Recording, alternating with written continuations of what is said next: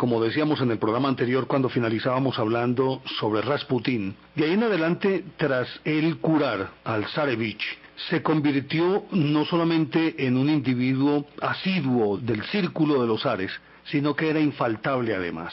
Y sobre todo porque en un momento dado, y gracias a esa capacidad hipnótica, a esa enorme ascendencia que tenía sobre la familia del zar, que entre otras cosas, su esposa, la zarina Alexandra, era una mujer supremamente lábil, es decir, una mujer que era muy influenciable. Y era una época en la que la teosofía, pues, de Madame Blavatsky y otros movimientos como los de Allan Kardec, Steiner y demás, hablaban mucho de la trascendencia de la muerte, y tras esta la transmigración de las almas, el espiritismo, todo este cuento. Por lo tanto, era un terreno muy abonado para toda suerte de prácticas esotéricas, y ellos eran muy dados a esto, y mucho más si tenemos en cuenta que la enfermedad de su hijo el zarevich ponía en peligro la continuidad de la dinastía, porque en Rusia solamente, aunque las mujeres también podían reinar, era pues obviamente una sociedad eminentemente machista, y se esperaba entonces que él tuviera un descendiente varón para que continuara la dinastía Romanov. Entonces, con ese terreno abonado,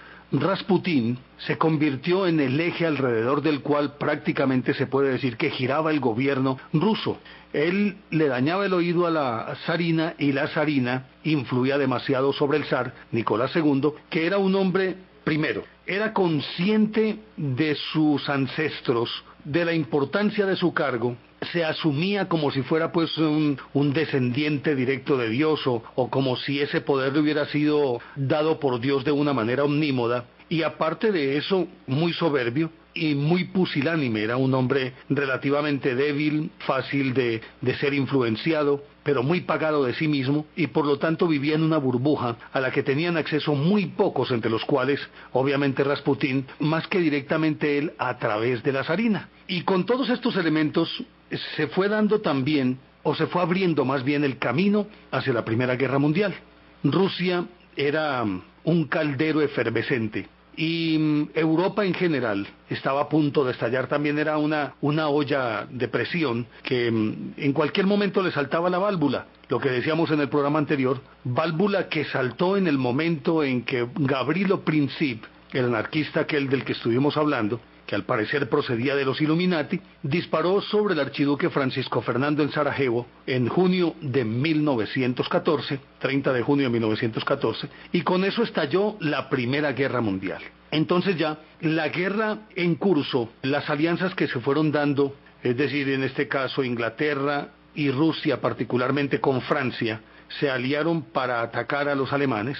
El zar, por razones de la guerra, tenía que estar saliendo permanentemente de San Petersburgo, y se podía decir que el gobierno ruso quedaba acéfalo, porque él se ponía al frente de los ejércitos, iba y venía, y en ese entretanto, pues obviamente que Rasputín hacía ochas y panochas, no solamente porque quitaba y ponía ministros y hacía lo que le daba la gana, sino que además seducía a las esposas de aquellos que se encontraban en el frente de batalla. Algunos dicen con mucha certeza que en sus redes cayó la misma zarina, otros dicen que la zarina no cayó, pues por una cuestión de respeto, tal vez no se dio un encuentro amoroso, pero al final de cuentas, las cartas que ella le enviaba a Rasputín evidenciaban mucho más allá de la admiración, evidenciaba mucho más allá un lazo que era mucho más sólido, y que obviamente al ser leídas las cartas se puede colegir de ellas que o estaba enamorada de él, o que ellos tenían pues de todas maneras un romance, o tenían una relación sexual. Bueno, de cualquier manera había un lazo mucho más sólido que esa relación del supuesto médico con la madre de su paciente. Entonces quitaba y ponía ministros, hacía lo que le daba la gana. Y entre tanto la guerra se estaba desarrollando de una manera muy cruel. Se dice que esa era pues dizque la última gran guerra, porque después de esa no podrían aglutinarse tantas fuerzas en un solo escenario y con un resultado tan catastrófico como la muerte de más de 50 millones de personas, como ocurrió en la Primera Guerra Mundial, y por eso se le llama la Gran Guerra. Mientras se estaba desarrollando esa guerra, recordarán ustedes cuando hablamos de la precesión de los equinoccios, que había castas que dominaban en unas determinadas épocas dentro de las eras, y que tenían su periodo de luminosidad y luego tenían su periodo de decadencia, y en esa época ya la monarquía estaba mandada a recoger, venía en decadencia y estaba emergiendo el proletariado, mientras que dominaba la escena los burgueses. Es decir, los reyes estaban desapareciendo, los burgueses eran los fuertes, pero desde abajo venían empujando con mucha fortaleza esa clase del proletariado. Y entonces, aprovechando que estaba la guerra planteada, que se estaba desarrollando de una manera tan supremamente cruenta, había cierto descuido en el interior, un descuido total en el interior de países como Rusia, y entonces esta coyuntura la aprovecharon los agitadores, en este caso Lenin y Trotsky particularmente, un poquito también Stalin y otros tantos, iban encontrando ese terreno abonado en la insatisfacción del pueblo, cuyos hijos además eran enviados a una guerra que no entendían, ni sabían para qué servía, ni cómo los iba a beneficiar a ellos. Entonces había descontento por la guerra, pero había descontento también por la situación social que cada día era mucho más difícil por el hecho de que escaseaba la comida ante tantos hombres en armas. Cualquier producción agrícola que se diera, necesariamente en primera instancia, tenía que ser para satisfacer las necesidades de los ejércitos en pugna. Aprovecharon esta coyuntura y por debajo empezaron a socavar los cimientos de esa institución que era la monarquía rusa. Y entonces, en la medida en que avanzaba la guerra, moría más gente, la situación se hacía más difícil. Rusia económicamente estaba en puertas de la bancarrota. Entre tanto, todos estos por debajo iban minando precisamente toda esa institución.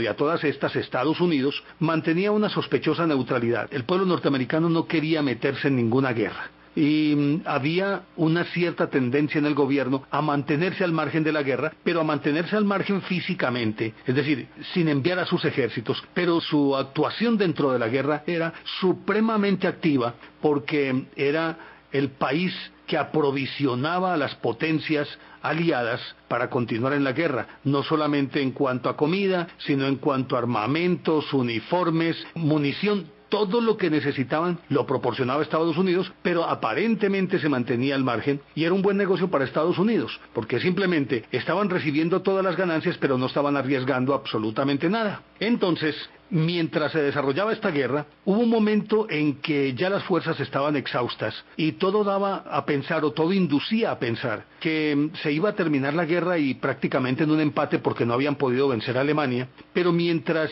Alemania se debatía frente a estos aliados, los rusos estaban socavados por dentro, ya no tenían nada que hacer, y se cuenta que inclusive en marzo de 1918, al parecer, pero ya pues se habían instalado los bolcheviques, inclusive se rindieron ante Alemania y dijeron, bueno, ustedes ganaron. Pero resulta que transcurrió ese 1918 y a finales en noviembre de 1918 se firmó el famoso Tratado de Versalles y la que resultó perdedora fue Alemania. Pero es que en este interregno había un elemento bien interesante. Son dos historias que van de manera paralela. Mientras van peleando los aliados contra los alemanes, por otro lado, los bolcheviques están socavando a Rusia. Existía un creciente odio contra Rasputín, especialmente en los círculos nobles, de los nobles, pero particularmente entre los hombres. Las mujeres lo adoraban, pero los hombres lo detestaban porque se acostaba con sus mujeres. Y entonces se dio el famoso asesinato de Rasputín. Pues resulta que Rasputín primero lo envenenaron con unas tortas con un veneno suficiente como para matar 10 caballos y sin embargo, a pesar de que se comió todos esos dulces, no murió, le tuvieron que dar bala. Después de darle bala se arrastró hasta la nieve en las afueras del castillo del príncipe Félix Yusupov y una vez afuera lo tuvieron que encender a cachiporrazos y para poderlo matar lo tuvieron que tirar al río Neva y no murió ni por las balas ni por el veneno, sino que murió ahogado y lo encontraron 3 días después. Pero en ese momento el zar, que ya había perdido todo respeto, toda credibilidad, se encontraba al frente del ejército. Llegaron los bolcheviques y los bolcheviques declararon la famosa Revolución de Octubre. Y cuando aún se estaba desarrollando la guerra, tumbaron al zar. Y ellos se hicieron con el poder. Recordemos que entonces la familia imperial es capturada, es llevada a Ekaterimburgo, y en Ekaterimburgo unos 6 meses después es ejecutada. No quedó absolutamente nadie, y en el poder estaban ya instalados los bolcheviques. Pero aquí detrás de todo esto, mientras se hacía la revolución bolchevique, hay algunas crónicas que indican que había una gran cantidad de ingleses y de franceses en Moscú que no estaban en la guerra, pero que en ese momento eran agitadores para que la revolución bolchevique se llevara a efecto y con éxito. Se cuenta inclusive que los Rothschild, es decir, en este caso pues los Illuminati, lo que hicieron fue que sacaron plata a dos manos y en cargaderas para poder financiar ese movimiento bolchevique, y lo llevaron a tal extremo que inclusive Lenin, que en ese momento estaba exilado, fue traído a través de toda Europa en medio de la guerra, oiga, en plena guerra, pero lo embarcaron en un tren sellado y blindado, y dentro del tren él venía con una suma que oscilaba entre los 5 y 6 millones de dólares de aquella época, que eran el dinero suficiente no solamente para poderlo llevar a él, sino para con ese dinero poder armar toda la revolución y tumbar al zar, como en efecto ocurrió. Y obviamente que ese viaje había sido planeado y organizado en parte por unos Illuminati que estaban en el bando alemán y la familia Warburg en consonancia con los Rothschild. Es decir, todo eso lo orquestaron de tal manera que armaron la revolución bolchevique mientras se estaba desarrollando la guerra. Porque ellos lo que pretendían, los Illuminati, era que esa guerra no terminara, porque en principio era supremamente rentable para ellos como banqueros, que estaban financiando a ambos bandos, a los aliados a través de Estados Unidos, a los rusos y también a los alemanes los estaban financiando. Ellos estaban financiando a Raimundo y todo el mundo, y simplemente cobraban por ventanilla. Pero ya seguimos hablando de esta historia aquí en Enigmas del Mundo. Estamos en Enigmas del Mundo.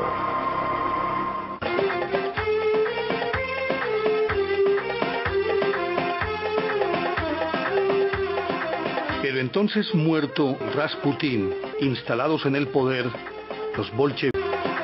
Pero entonces, muerto Rasputín, instalados en el poder los bolcheviques, la familia del zar en exilio, y poco tiempo después fueron ejecutados en Ekaterimburgo, como estábamos contando, la situación empezaba a definirse en la guerra. Después de 3 años de guerra total, como nunca antes la habían padecido los europeos, la revolución rusa estalló en octubre, y una vez que tomaron el control, los bolcheviques lo primero que hicieron fue solicitar, y obtuvieron de Alemania, una negociación para que cesaran las hostilidades, y el 3 de marzo de 1918, Moscú firmaba un documento en el que reconocía pues que había perdido con Alemania, y además le entregaba el control sobre Ucrania, Finlandia, Estonia, Letonia, Lituania, el Cáucaso, Polonia y otras áreas rusas que, si bien es cierto, pertenecían al imperio, no estaban siendo directamente controladas por los bolcheviques en ese momento, sino que eran parte del conflicto. Se supone que ya Rusia salía de la guerra. Y saliendo Rusia de la guerra, pues obviamente que retomaba un segundo aire el imperio alemán para enfrentarse a los aliados, en este caso franceses e ingleses. Pero en todas estas, los Estados Unidos, como decíamos, su presidente Woodrow Wilson estaba amarrado por la tendencia de la opinión a no ingresar en la guerra. Me estoy devolviendo un poquito en el tiempo porque esta historia que voy a contar así muy someramente había ocurrido en 1915, y aunque no en ese momento entró Estados Unidos a la guerra, prácticamente decidió la participación en la guerra. Los Illuminati, de acuerdo con los documentos, con algunos documentos que se han conocido, les interesaba, como decíamos ahora, seguir patrocinándolos a todos y seguir ellos derivando pingües ganancias del dinero que le entregaban a los rusos, a los alemanes, a los franceses, a los ingleses, y por lo tanto, el que la guerra, que ellos no la tenían programada, óigase bien, programada, sino para que hubiera una devastación total. Ellos no pretendían que la guerra terminara y quedaran empatados para seguir, no, querían acabar absolutamente con todo para poder entronizar un nuevo orden. Ese nuevo orden sería instaurado a partir de Rusia con el comunismo que personificaban Lenin, Trotsky, Stalin, Kerensky y otros tantos. Si recuerdan, programas anteriores estuvimos hablando de la tesis, de la antítesis y de la síntesis, que muy rápidamente, para quienes no escucharon ese programa, consiste en que, según Hegel, en todas las sociedades siempre se plantea una tesis que es una forma de gobierno. En este caso puede ser la monarquía. Pero resulta que para poder mantener el equilibrio necesariamente aparece lo que se llamaría una antítesis, los opositores de ese sistema de gobierno. Y entonces la permanente pugna entre los dos bandos, entre tesis y antítesis, genera lo que llaman una síntesis, es decir, el pueblo que está en la mitad no sabe a cuál de los dos hacerle caso, se mama de ambas ideologías, toma lo bueno de una y lo bueno de otra, e instaura un gobierno del pueblo, un pueblo más o menos democrático, y regresamos a lo que hicieron los griegos, en donde los hombres son iguales, se plantea un poquito en la Revolución Francesa, y como todos tienen los mismos derechos, también tienen los mismos deberes, todos son iguales. Y eso era lo que pretendía, que aquí los bolcheviques acabaran con la institución de la monarquía, subiera, pero se planteara ya la pugna entre proletariado y burgueses, así ni más ni menos. Pero entonces, en vista de que la guerra ya los estaba dejando a todos extenuados, ellos simplemente le dieron un segundo aire, ayudándole a Estados Unidos para que entrara en la guerra. Lo cierto de todo este cuento es que entre Estados Unidos, Woodrow Wilson, que era el presidente, tenía las manos atadas. Pero entonces proporcionaron todos los elementos. Había un famoso transatlántico que es el Lusitania, y resulta que este Lusitania tenía capacidad para 2.300 pasajeros y 900 tripulantes.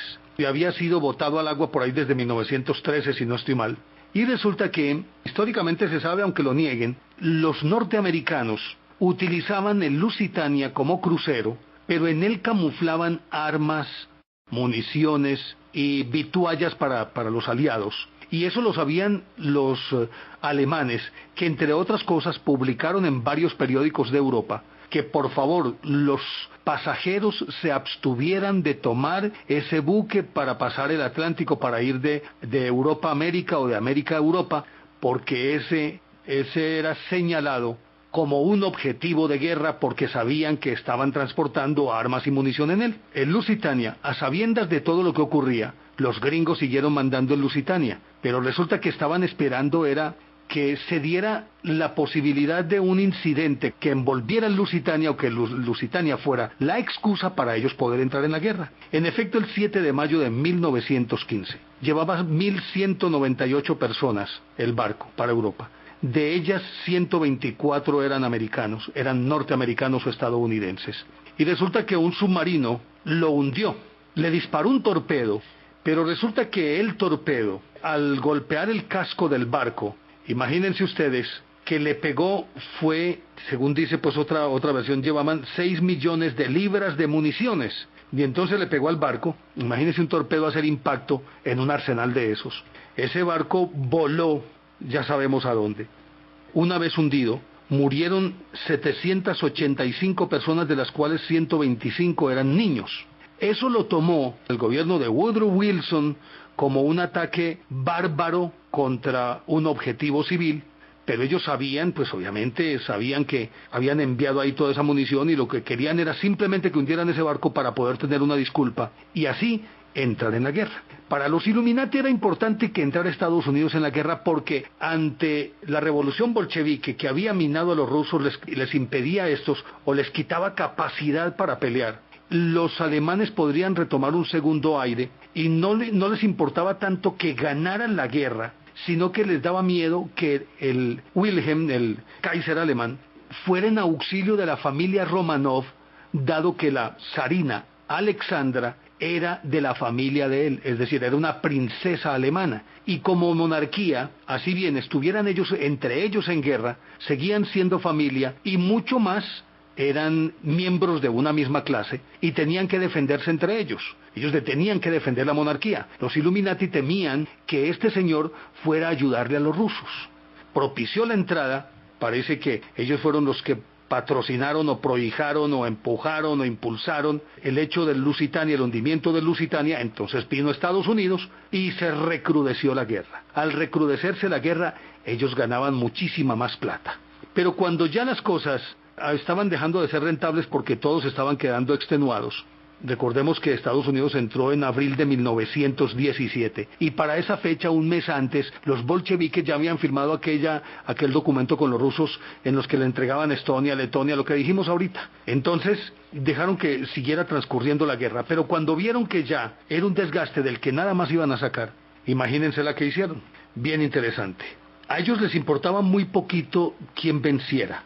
Les importaba era obtener los propósitos de instalar un gobierno comunista para que peleara con la monarquía, pero a su vez que ya los burgueses también tuvieran ahí un opositor o un contrincante, sabiendo que el movimiento proletario va básicamente, antes que contra la monarquía, va es contra la burguesía. Y de hecho, cuando uno escucha los discursos comunistas, siempre hablas de los burgueses, del capitalismo burgués, pero no se habla en ningún momento de la monarquía. Una vez que ocurrió todo esto, y ya ellos habían conseguido más o menos sus objetivos, incluido el Kaiser Wilhelm, que ya estaba en el exilio en Holanda, se llegó dizque al famoso tratado pues de Versalles. Y atérrense quienes estaban allí firmando el tratado de Versalles. Los que financiaron todas estas guerras fueron los que firmaron el tratado de Versalles. El primero de ellos, representante directo de la casa Rothschild, Alfred Milner, y lo hizo por Inglaterra. Dos hermanos de la familia Warburg, representantes indirectos pues de la misma banca, de los Warburg, y que al mismo tiempo eran socios de los Rothschild. Pues los hermanos Warburg, Paul y Félix, se habían venido a Estados Unidos y Max se había quedado al frente del negocio en Frankfurt. En Estados Unidos, Paul se casó con la hija de un judío muy rico, dueño de la Kuhn Love Company. Félix lo había hecho con una hija de Jacob Schiff, que era en ese momento el verdadero cerebro de los Illuminati y que era el que más o menos decía en qué sentido debían marchar. Y en Versalles, cuando el famoso tratado, lo firmaron con todo el desparpajo, pónganle atención. Este Rothschild del que ya estábamos hablando, perdón, este representante de los Rothschild, Alfred Milner, en representación de los ingleses. Paul Warburg firmó como representante de Francia y su hermano Max Warburg lo firmó en representación de Alemania. Como quien dice, con cara gano yo y con sello pierde usted. Por donde voltearan, ellos eran los que iban ganando. Y entonces terminó la Primera Guerra Mundial.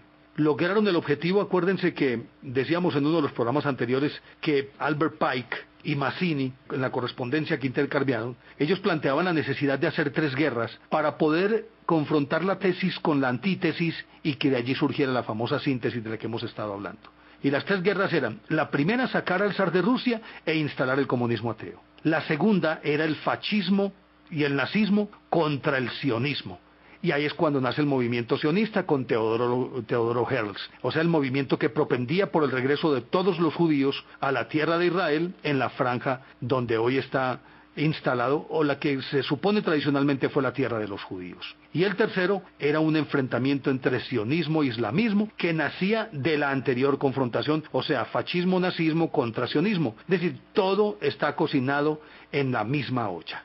Terminó la Primera Guerra Mundial y sigue la actividad frenética de los Illuminati por seguir manejando el mundo. Pero ya volvemos aquí en Enigmas del Mundo. Ya regresamos, Enigmas del Mundo.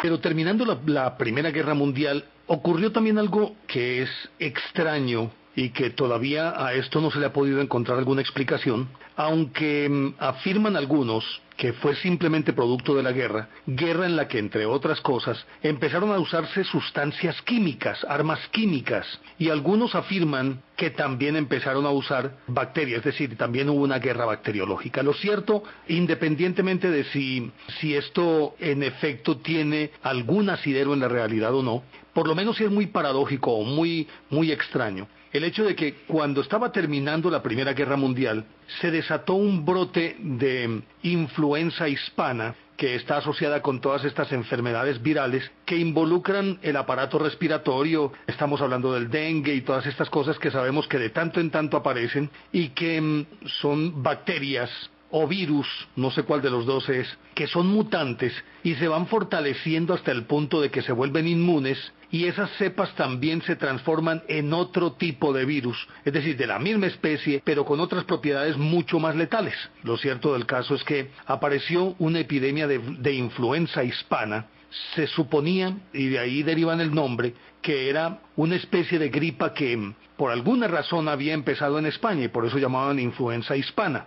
Sin embargo, otros indican que simplemente esta enfermedad fue traída por los soldados desde las trincheras. Recordemos que esta fue una guerra de trincheras en las que los soldados convivían no solamente días y semanas, sino meses enteros, como en la batalla, por ejemplo, de Verdún, y vivían permanentemente en esas trincheras. Allí hacían sus necesidades, allí dormían, allí comían, allí compartían todo con sus compañeros hombro con hombro, y en medio de unas condiciones climáticas supremamente hostiles. Entonces dicen que simplemente el vector de esta enfermedad, de esta epidemia, pudo ser transmitido fácilmente de un soldado a otro, pudo llegar allí accidentalmente, y de ahí simplemente se expandió. Lo cierto es que, finalizando la guerra, murieron más de 20 millones de personas en el mundo por causa de la influenza hispana. Extraño, contradictorio, muy coincidencial, no se sabe realmente de dónde pudo provenir, pero por lo menos es una enorme coincidencia que justo cuando hay una guerra en la que han muerto millones y millones y millones de personas, como de colofón se le cuelgue además una epidemia que mata a 20 millones de personas más. Una vez terminada entonces la guerra, instalado ya el gobierno soviético, ya empezó a llamarse Unión de Repúblicas Socialistas Soviéticas, Lenin ya era un hombre decrépito, tenía demencia senil, si no estoy mal, además parece que lo afectaba una sífilis, bueno, tenía todos los males del mundo, y por lo menos los últimos tiempos parece que estaba muerto en vida, es decir, era un ente, y por detrás entonces gobernaban Trotsky y Stalin, entre ellos se planteó la lucha de la sucesión, que a la postre terminó ganando Stalin hasta el punto de expulsar de la Unión Soviética a Trotsky y perseguirlo hasta lograr asesinarlo en 1940 en Ciudad de México, cuando envió a un esbirro que se llamaba Ramón Mercader del Río, que lo mató en 1940, con una pica que se la clavó en la cabeza en su mansión en la que vivía en el Distrito Federal. Planteada esa guerra, entonces termina ganando Stalin. Pero hay algo bien interesante. Se supone que eran irreconciliables el imperialismo y el comunismo. Pero paradójicamente, el país que más se ocupó de subvencionar a la Unión Soviética fue Estados Unidos. Un país con unos altibajos climáticos que son muy rotundos, unos inviernos supremamente crudos y unos veranos que no son tan veranos, sino que más bien uno podría decir que en un país con estaciones podría ser un invierno suave. Las temperaturas nunca pasan de los 8 o 10 grados cuando se está en pleno verano. Y entonces, siendo tan extensa esa unión de repúblicas, lógicamente que alimentar a toda esa población era un problema, y mucho más cuando acababan de destruir un establecimiento de varios cientos de años, que era la institución de la monarquía. No tenían alimentos, y Estados Unidos era quien le vendía, y a un precio especial muy bajo, a la Unión Soviética de Stalin los alimentos para poder mantener a esa población. Se dice también que en la Unión Soviética no inventaron nada que pudiera contraponerse a los avances en Occidente, sino que simplemente los inventos, los descubrimientos, los avances, los compartían con la Unión Soviética, porque era necesario que hubiese como una especie de equilibrio, tanto que cuando acusan al matrimonio Rosenberg de espionaje, de entregarle la bomba atómica a la Unión Soviética, que todo eso fue orquestado por un hermano de la esposa de un hermano de Ethel Rosenberg, pues resulta que parece que los Illuminati estuvieron detrás para hacer que ese secreto de la bomba atómica pudiera tenerlo la Unión Soviética, con el fin de equilibrar las fuerzas y mantenerlos en esa pugna que se llamó la Guerra Fría. Pero me estoy adelantando a los acontecimientos. Lo cierto es que en aquellos primeros tiempos del comunismo en el poder, básicamente todo lo que ellos consiguieron lo obtuvieron fue de Estados Unidos, que a la postre, siendo supuestamente su enemigo secular, era quien le sustentaba toda su economía, lo mismo que los avances tecnológicos. Y esto resulta por demás paradójico, que dos enemigos se estén ayudando permanentemente. Y de hecho, si ustedes recuerdan la carrera espacial, aunque hubo una pugna entre ellos por la primacía en el espacio, de todas formas terminaron también intercambiando no solamente información, opiniones, sino tecnología, hasta llegar a instalar la famosa Mir, la estación orbital, que era construida por ambos y compartida por ambos. Entonces por lo menos, es extraño y coincidente esa actitud entre la Unión Soviética y los Estados Unidos. Pero ¿quiénes eran los que financiaban a la Unión Soviética? Si bien es cierto era el gobierno, pero resulta que no era el gobierno sino los Illuminati enquistados allí, y estamos hablando entonces de los Rockefeller, de los Warburg, de los mismos Rothschild que tienen sus tentáculos en Estados Unidos, que conformaron inclusive algunas entidades y a través de ellas hicieron posible que la Unión Soviética tuviera el alimento que necesitaba, todo el alimento que necesitaba. Fundaron y le mandaban a través del First National City Bank. Aparte de eso, fundaron unas entidades que era, por ejemplo, la International Basic Economy Corporation y la Tower International Inc., que eran de los Warburg, de Aldrich, que era miembro del clan Rockefeller, de los Rockefellers y de los Rothschild, quienes estaban permanentemente enviando todo ese avituallamiento a la Unión Soviética. Pero mientras esto estaba ocurriendo, por otro lado, se estaba gestando la Segunda Guerra Mundial. La Segunda Guerra Mundial, cuya semilla se sembró en el momento mismo en que se firmó ese oneroso, ese ominoso Tratado de Versalles, que a decir de algunos observadores internacionales, afirmaban que eso no era un tratado, sino que era simplemente una tregua precaria. Es decir, ahí se anunció la Segunda Guerra Mundial. Y en ese momento, cuando a Alemania le imponen unas condiciones tan humillantes como que tenía que pagarle una indemnización a Francia y a los aliados, y que para poder hacerlo tenían que entregarles hasta los postes de los teléfonos, los raíles de los ferrocarriles, es decir, el tendido de los ferrocarriles se los tenían que entregar a ellos, los polines o traviesas que iban debajo de esos rieles, todo eso lo tuvieron que entregar a los aliados. Y por lo tanto vino una época de una precariedad para el pueblo alemán que fue en principio estimulada por los mismos Illuminati, es decir, que lograron imponer esas condiciones ominosas. Acuérdense que ahorita decíamos que la misma familia Warburg, dos miembros de la familia Warburg, Paul y Max, firmaron el uno por Francia y el otro por Alemania el famoso Tratado de Versalles. Por lo tanto, ellos controlaban el ingreso de alimentos y de todo lo que fuera producción, y como Alemania no tenía la posibilidad de fabricar armamentos, se le tenía expresamente prohibido, desde afuera le iban metiendo hasta que Hitler en 1936 ya tenía un ejército tan bien equipado que era no solamente invencible, sino que no se podía comparar con ningún otro en la Tierra. Y tenía de nuevo un enorme tendido de submarinos, de aviones, de cañones, fusiles, todo lo que necesitaba para una guerra. Y todo esto, naturalmente, había venido desde afuera. Y entonces estaba el terreno dado para que se diera esa Segunda Guerra Mundial. Porque para Hitler fue muy fácil simplemente aprovechar toda esa insatisfacción del pueblo alemán, que se sentía profundamente humillado con ese Tratado de Versalles, y él empezó a pregonar un nacionalismo que le permitiría no solamente recuperar el liderazgo en Europa a Alemania, sino que por demás serían ellos quienes dominarían al mundo al ser la raza más pura y más poderosa de todas. Les vendió ese cuento, el pueblo se lo tragó, y obviamente que necesitaban, para poder, aparte de esas ominosas condiciones que les habían impuesto en el Tratado de Versalles, necesitaban también una especie de enemigo común, que es lo que ocurre siempre cuando hay regímenes de facto, cuando hay dictadores,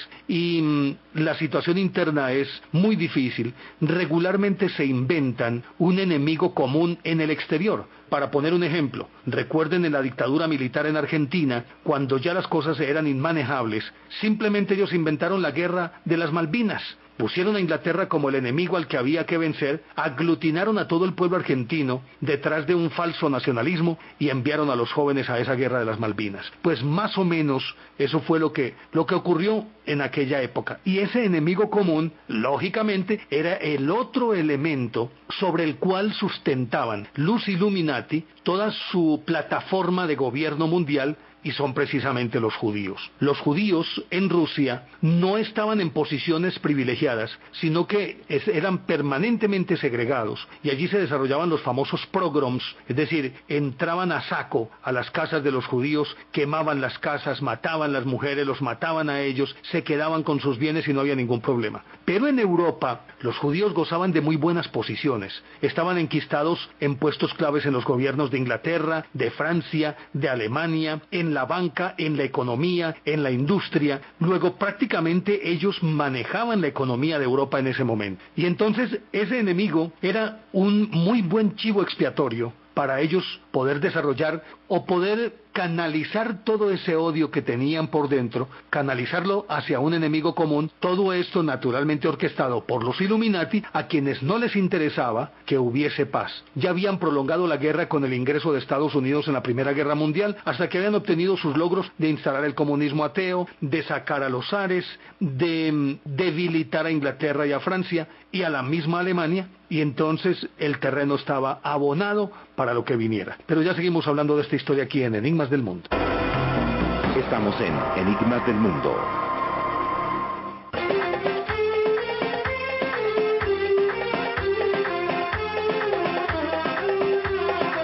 ¿Qué mejor chivo expiatorio que los judíos, sobre quienes secularmente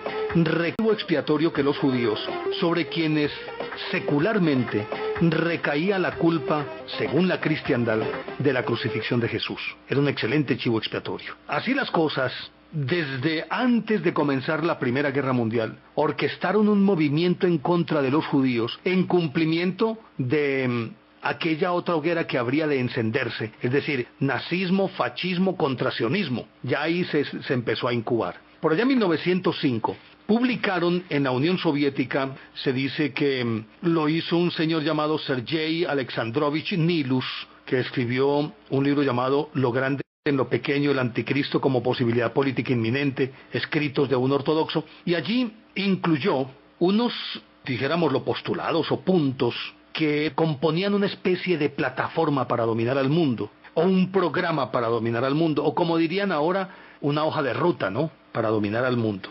Y cuando salió por segmentos, causó muchas ampollas y exacerbó aún más el odio que se sentía contra los judíos. Pero con todo y ello quedó ahí más o menos como en un estado larvario, por decirlo de alguna manera, y la cosa pues no avanzó como mucho. Y empezaron entonces a tratar de dilucidar realmente de qué se trataba y quién lo había hecho. En principio se decía que era este Nilus o Nailus.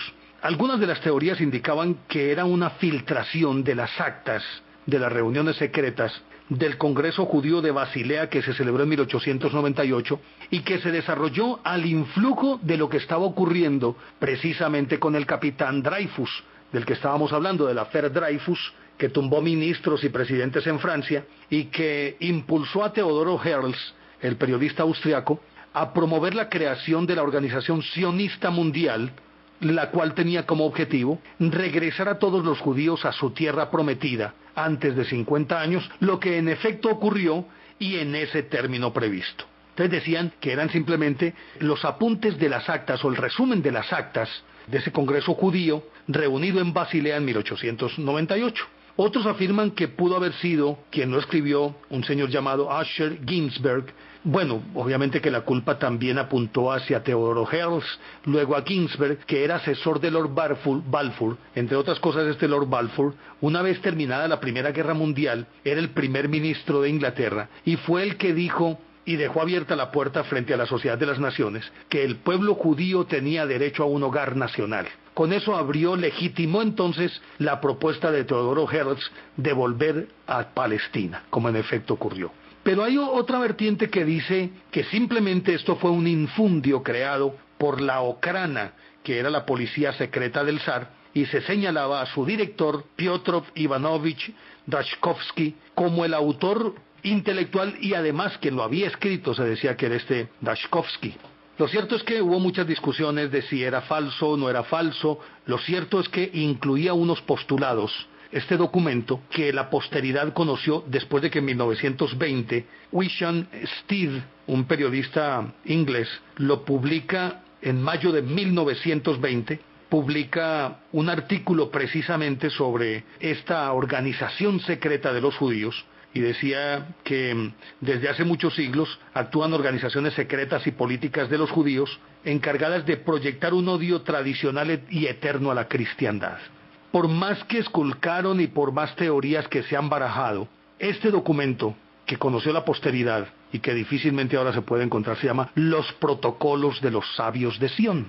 Pues estos protocolos de los Sabios de Sion, en su momento, y entendiendo que algunos estudiosos afirman, independientemente de si lo escribió uno u otro, de todas maneras es un documento legítimo y que aparentemente resumiría el pensamiento del movimiento sionista. Pero resulta, y es aquí donde aparece lo extraño, que lo dicho en los protocolos de los sabios de Sion encaja perfectamente dentro del proyecto de los Illuminati. Y en él se habla, y lo voy a citar textualmente, se habla de inocular ideas disolventes de una potencia de destrucción cuidadosamente dosificada y progresiva, que va desde el liberalismo al radicalismo, del socialismo al comunismo, llegando hasta la anarquía. Y debe, para lograrlo, debe involucrarse a través de la prensa, el teatro, la bolsa, la ciencia, las leyes. Hay que crear confusión y caos en la opinión pública, desmoralizar a las juventudes, estimular el vicio en los adultos, al mismo tiempo estimular la codicia del dinero, tratar de llevar a la humanidad a un escepticismo materialista y, naturalmente, acrecentar la voracidad por el placer. Eso más o menos encaja dentro de lo que los Illuminati proyectaron siempre para poder desequilibrar la sociedad y entrar a manejarla. Pues hombre, de acuerdo con esto, resulta que los protocolos de los sabios de Sion, ni más ni menos, se podría decir que resumen todo el pensamiento Illuminati. Y entre otras describe estas tácticas para conseguir el éxito final de esta estrategia. Entre ellas aparecen cosas como que hay que atacar sistemáticamente al cristianismo en todas sus formas. Estoy leyendo, no estoy tomándolo de un texto. Alimentando de paso todo tipo de cismas e iglesias diferentes. Y el desprecio popular hacia la doctrina y las jerarquías eclesiásticas, infiltrarse en el Vaticano para minar desde adentro el poder papal y por extensión el carácter cristiano de los estados occidentales, parodiar y ridiculizar los hábitos del clero, así como sus costumbres y ceremonias, y apoyar y difundir masivamente cualquier idea en la que prime el laicismo sobre el materialismo. En el orden político-económico se tiene que utilizar el dinero para comprar y corromper a la clase política, y a la prensa para manejar y reorientar a la opinión pública, establecer un sistema económico mundial basado en el oro y controlado por la organización, distraer a las masas con una oratoria insensata de apariencia liberal, traspasar gradualmente todo el poder desde las monarquías a los gobiernos democráticos hasta que las primeras se conviertan en meros adornos sociales.